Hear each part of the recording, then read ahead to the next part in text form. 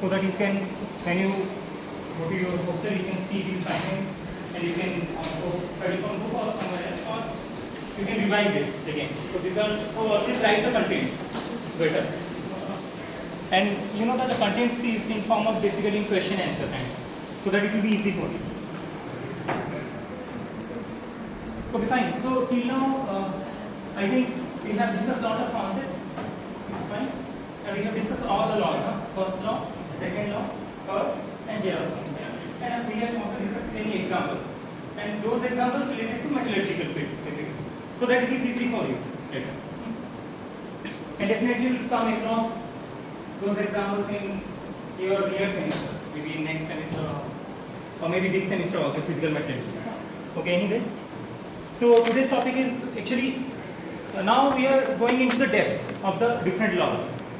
We are going into the mathematical equations, because you might get some numericals. Basically in GATE exam,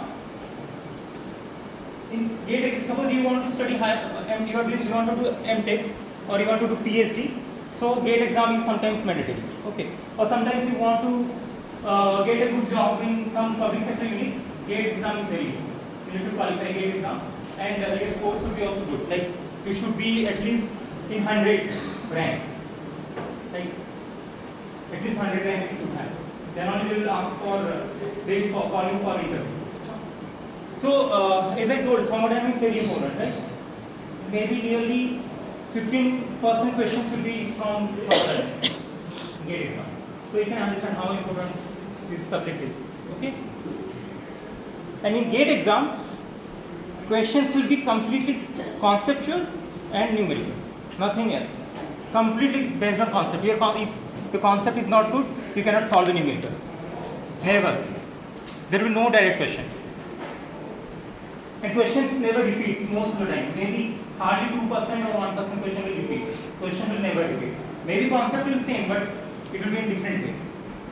Okay. Anyways, so now the topic is about first law of thermodynamics actually. We'll go into the mathematical equation. Later we'll solve some numerical. Anyways. So closed system, okay. Anybody from the back side, what is a closed system? Okay, can you tell what is a closed system? Closed thermodynamic system.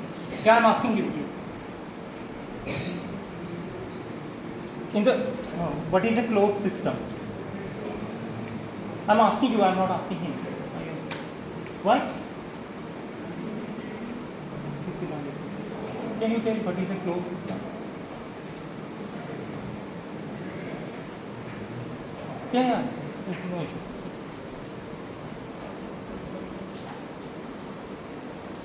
You can answer it.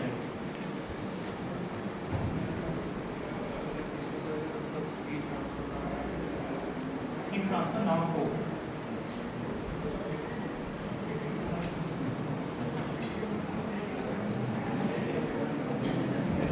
Okay, can you speak louder? Energy can cross the boundary, but mass cannot. Very good. There are two things. Now, one is mass, one is energy. Okay, right? So fine. Can you tell me what is the meaning of thermodynamic system at least? Forget about closed, open, and isolated. Can you tell me? Just what do you mean by thermodynamic system?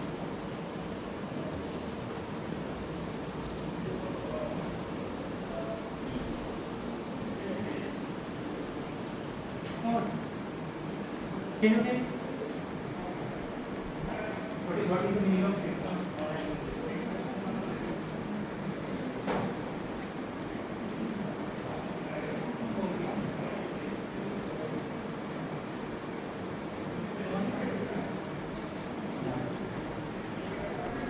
I have given a lot of examples. This classroom itself can be a thermodynamic system also. I told many examples. Thermodynamic system means total is universe. Whatever we are seeing is universe. From that universe, if we consider a particular portion, that means we are making a boundary, and that part is system simply. Right? So thermodynamic system means that portion of the universe which we are taking it as a consideration. For example, suppose I am drawing a boundary here, let it be. This is a boundary. So this will become a closed. Suppose this system may be a closed, open, or isolated. So this is your system, and this one, and this one is your surrounding. And if you add system plus surrounding, it becomes universe. So system means that portion of the universe we should take for consideration, or we want to do something. As I told, blast furnace where we used to extract iron, no? That blast furnace can be a system, and everything is surrounding. Okay. Anyway, so what is a closed system? Closed system means there will be no mass transfer will occur. Mass will not go from the system to surrounding or from surrounding to system. This is closed system, for example. So this is surrounding. So everything is surrounding. This is system because this has boundary. Okay. So here no mass exchange. There is no mass exchange between this. That means mass will not enter here or it will not go out. Okay. But if you look into the energy or heat you are saying here, okay? So what will happen? Basically, heat can enter or heat can come out from the system. So exchange of heat will be there. Exchange of energy I am writing will be there. But no mass exchange. So this is closed system. Fine. So the point now will move to form of energy in thermodynamics. See, the form of energy here is not only heat. The form of energy is also work. You have to remember. These are the two forms of thermodynamic energy. One energy is in heat, one energy is work, we can say. So one is Q and one is W. Work and heat are two forms of energy. So if you remember in the first class and many class I told you that thermodynamics means heat and dynamics means it is in motion. Or we can say it is a relationship between work, mechanical work and heat. Okay. Thermodynamics is the relationship between mechanical work and heat. As I told, in internal combustion engine, piston moves, it is doing some work. Okay, piston moves. That's why the wheel is moving later. Anyways, first law of thermodynamics is simplified equation. So, what is this first law of thermodynamics? We already discussed. Huh? Energy can neither be created nor be destroyed. You cannot create the energy. Energy is already available. Right? You cannot create it. You can transfer it from one to another form. Okay. But in simplified equation, I can say, you can write total energy change in total energy of the thermodynamic system. Change in total energy of the thermodynamic system. Can you tell me now? Forget about mass. There is no. For this one, what will be? If heat can be exchanged, it can go in, it can go out. So what else? Right? Change in total energy of the system will be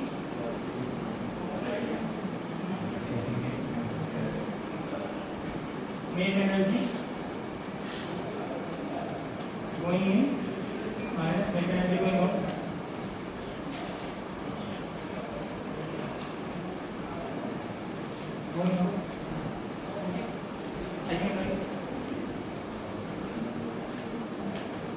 Net energy going into the system and minus net energy going out of the system. That is nothing but your total change in the energy of the system.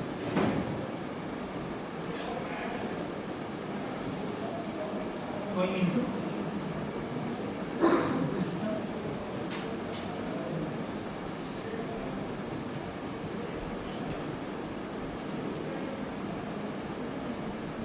because energy can neither be created nor be destroyed. No?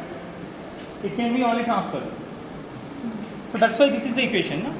Just read it again, you will understand.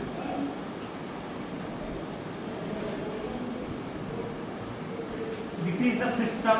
So change in total energy of the system is nothing but net energy going in the system minus net energy going out of the system. Of course, because it cannot be destroyed. It cannot be destroyed. It only can transfer. Okay, this is a simplified form. If you can remember this is always. So basically, if you remember, always in thermodynamics when we are discussing about real situation, we basically not consider open system. We basically consider closed or isolated. That is a what you can say. We just consider it like that. Anyway, so that's why I consider the closed system. Okay. Anyway, this is fine at least. Now the concept of internal energy. So see, internal energy can be written in form of E or U. In many books they write like U, and some books write E. This is fine. Whether you write capital E or U, that is internal energy. Okay. So what exactly internal energy means? See, I am a thermodynamic body. If you remember, you are also a thermodynamic body, okay, or thermodynamic system. But we are open because mass is moving outside and going in outside. Similarly, heat is going outside and going in, right? But internal energy means it is the total energy stored in the system is called internal energy. It is already there. Okay. So in simple word, I can say total energy stored in the system is called internal energy. That energy can be utilized to do what maybe. Okay. So total stored energy in the system is called internal energy. How energy is stored? Energy is stored in atoms, in molecules, right? Suppose, if you remember, a substance can be made up of what? Either atoms or basically molecules or ions. From physical material you studied this. No? For example, crystalline material. Suppose I am taking a copper. I am just considering a piece of copper. It will be made up of what?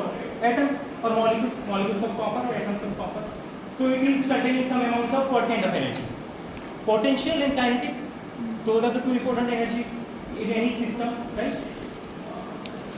Potential energy plus kinetic energy.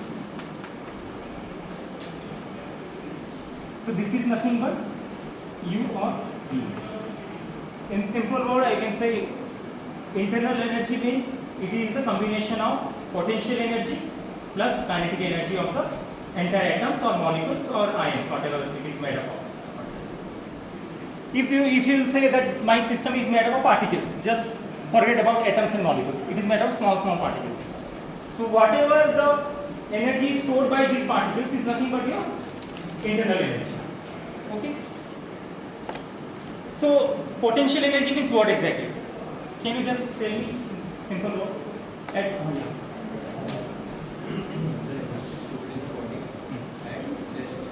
rest motion. Okay. Kinetic energy? It is Moving. Okay, anyways, we know that basically, but anyway, definition is not important. So potential energy means, see, suppose I am talking about copper now, solid piece of copper. So copper have atoms, right? And they have electrons, they have protons, they have neutrons and all, right? Anything is there. They are strongly bonded with one another, right? They are strongly bonded. So that bonding is nothing but due to strong attractive force between the electrons and the protons, right? Or nucleus. There is strong bonding between them. So that bonding is nothing but your potential energy. Because of potential energy, the atoms are together, you can say, right? That is metallic bond basically. Metals have metallic bond, right? So how metallic bond forms? Because of free electrons and positive kernels we call, or that is your nucleus. Because nucleus is made of what exactly? Proton and neutron. Neutron is neutral, proton is positively charged, and electrons are negatively charged. So there is a strong attractive force between them. That is nothing but your potential energy. Okay, you understood? Kinetic energy means it is a solid. Suppose I am taking a piece of solid. Still atoms are vibrating in their mean position always. They are in the lattice point, but doesn't mean they are not vibrating. But microscopically they are always vibrating, but in a mean position. They do not escape out. But the moment you melt it, you take it to high temperature, what will happen? All the bonds will break down. They will take the energy and bonds will break down. They can easily move in the liquid. Okay. So both kinetic energy will increase and potential energy will increase. So I told her this one. Change heat temperature example.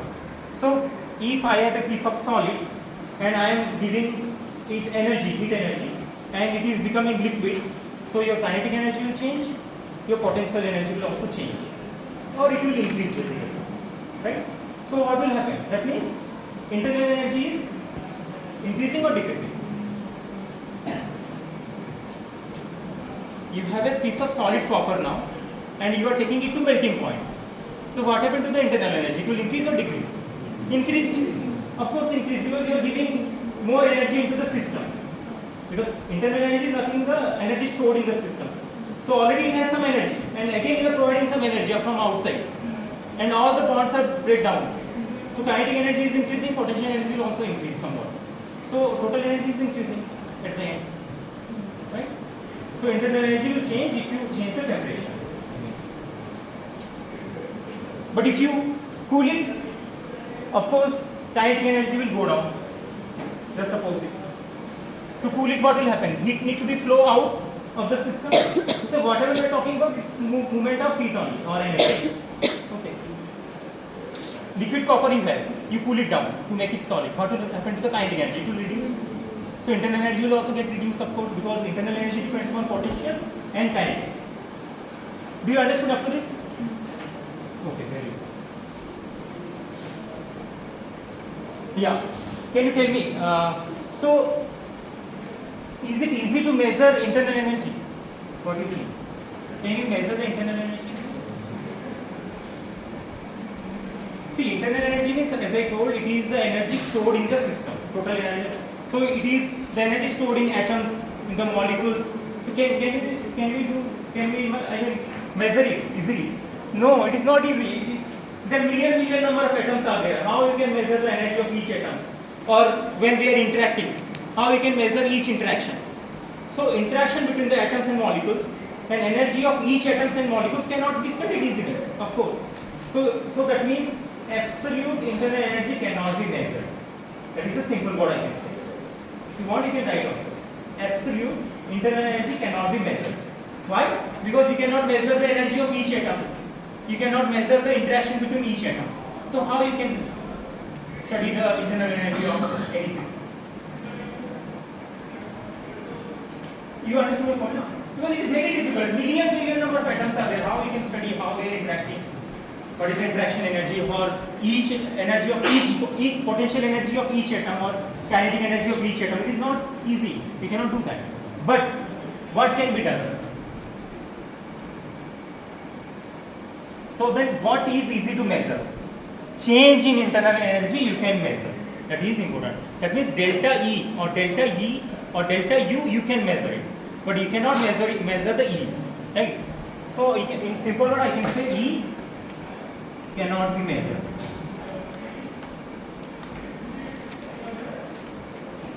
Because you cannot measure potential or kinetic energy of each atom. You cannot measure the potential kinetic energy of each atom's molecules or ions, or you cannot measure the interaction of each atom, right? But you can measure this one, delta U or delta U. This can be measured.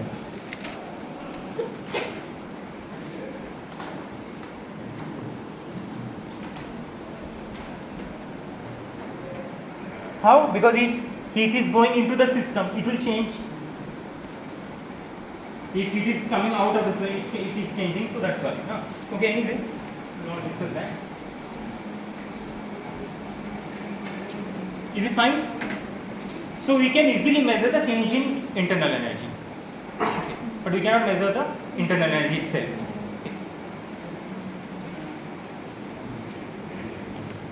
Now this is important. You might get a question from this.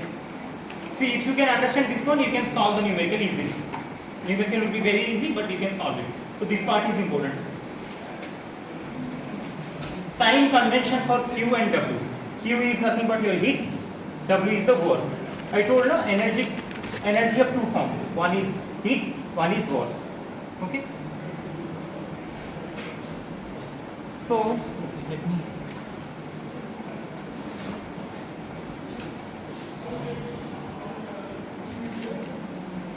So this is a closed system.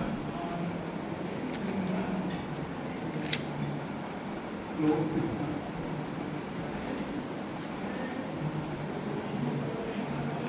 It's a closed system. The first one is what?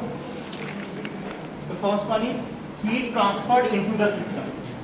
Heat is transferred into the system. That means heat is moving from the surrounding into the system. That means, right? So this is your surrounding, and this is your system. And what is the direction? Direction is like this.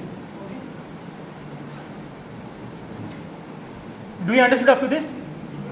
Because mass cannot move, only heat can move across the boundary. Okay. Now heat is moving from surrounding to system. So what happened to the internal energy? It will contribute to the increasing in the internal energy. Very good, of course. Because it has some internal energy already. Because internal energy is nothing but total energy stored in the system. That means energy is already somewhat there. But you are also providing some energy from outside. So again, it will contribute to the positive change in the internal energy. Okay. So what I can write? So sign for Q will be positive. So it will be positive Q. Okay. Just opposite. Just opposite. If heat is moving from the system to the surrounding like this, the same closed system, and heat is going like this. This is Q. This is Q. This is system. This is surrounding. Fine. See, that means heat is moving from the system to the surrounding. Some heat is getting lost. System is losing some heat. So of course, internal energy will reduce. Of course, internal energy will get reduced. Fine. Why it will reduce? Just tell me. Can you tell me why it will reduce? Because internal energy is a combination of potential plus kinetics. So kinetic energy will get reduced, no? More heat means more kinetic energy. So you are putting heat into the system, more kinetic energy will be there. Now atoms will move easily. So it will increase. So now what I can say, what is the sign here? Then minus Q. You have to remember, because this plus minus will help you to solve the numericals. So what I can write like here? Can you tell me now this one? What happened to delta E? Huh? Increase, and here? Okay, fine. See? Because many people get confused in this. What will be the sign? Seriously, you will get confused. When you solve it, again you will get confused. But still remember this diagram. First of all, if you understood what is internal energy, then you can justify what is happening. Okay. Or in other words, I can simply write kinetic energy increases. In simple word. Here, kinetic energy decreases.